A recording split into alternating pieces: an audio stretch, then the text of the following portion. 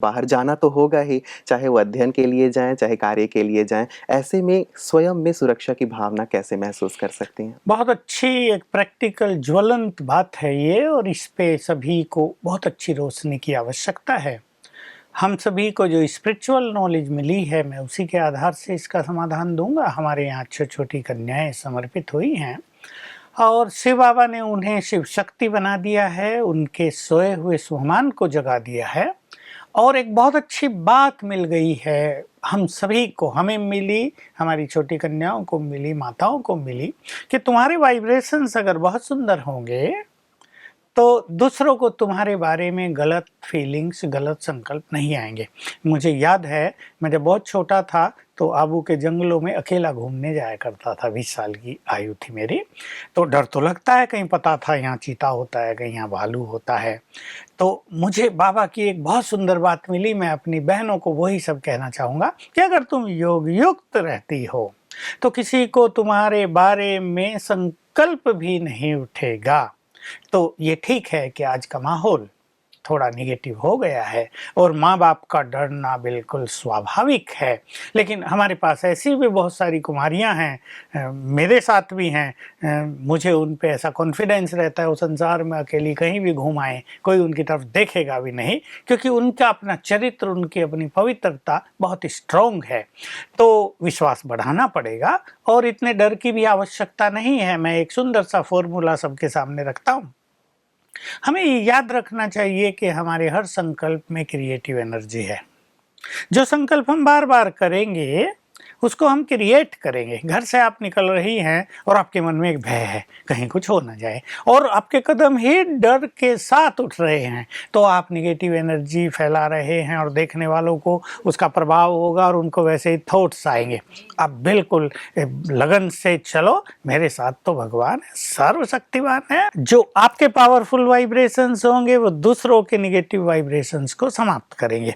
और माँ बाप को भी अपने बच्चों में बहुत कॉन्फिडेंस रखना चाहिए। होता क्या है कि माँ बाप कुछ ऐसी चीजें देख लेते हैं अपनी लड़कियों में जिनके कारण उन्हें थोड़ा भय सताता है कि भाई इनका चलना या देखना या सुनना या इनके टोटल एक्सप्रेशंस। लेकिन आप बहुत स्ट्रांग हो जाएं तो वास्तव में आप सदा सुरक्षित रहेंगे और कहाँ तक डरेंगे। भाई साहब, एक क्वेश्चन आपसे मैं पूछना चाहूँगी। आजकल की जनरेशन में बच्चे हैं वेस्टर्न, उसके हिसाब से जो बुजुर्ग हैं वो बोलते हैं कि बच्चे ऐसे, और बच्चे होते हैं कि हम ऐसे करें।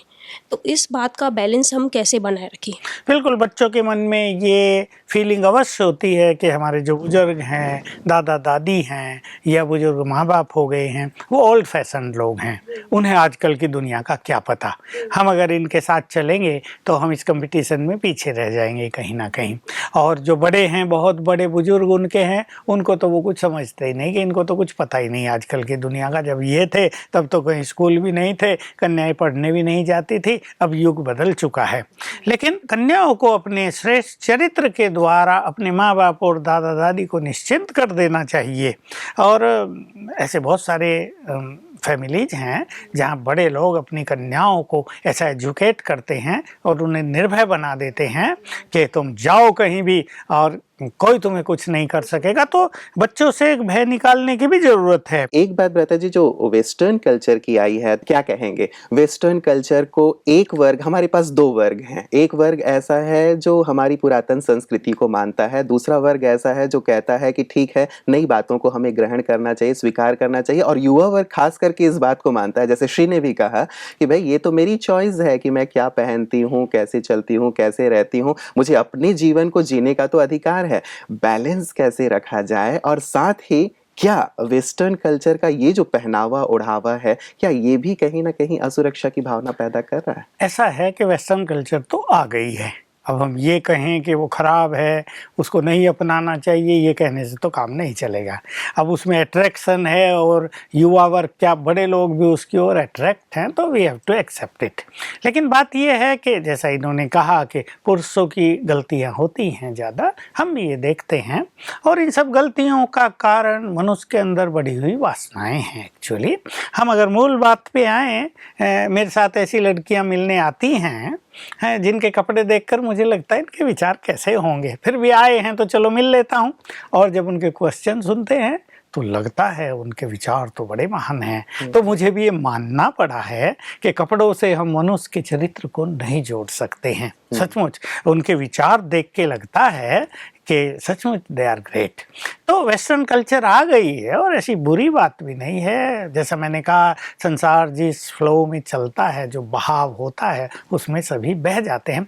बात केवल अपनी मानसिक वृत्तियों को शुद्ध करने की होती है, तो उसमें सभी को वो चीज़ें इक्वली अपना लेनी चाहिए, चाहे पुरुष हैं, चाहे लड़कियां हैं, महिलाएं हैं। ठीक है, आजकल लड़के थोड़ा, जो इन्होंने कहा, उनको मेल ईगो होता है बहुत ज़्यादा, और थोड़े खुले भी होते हैं, कुछ भी बोलेंगे कि उस तरह के भी एक्शन करेंगे। और लड़कियों की नेचर थोड़ी शर्मीली भी होती है, भले उन्होंने फैशन भी कर लिया हो, स्टिल वो लड़कियां ही तो हैं, तो उनकी नेचर और तरह की होती है। फिर वो डर भी जाती हैं, हिचक भी जाती हैं, शिकायत भी करती हैं। तो केवल स्पिरिचुअली अपने को एलिवेट करना है और अपनी वासनाओं को जस्ट समाप्त करना है।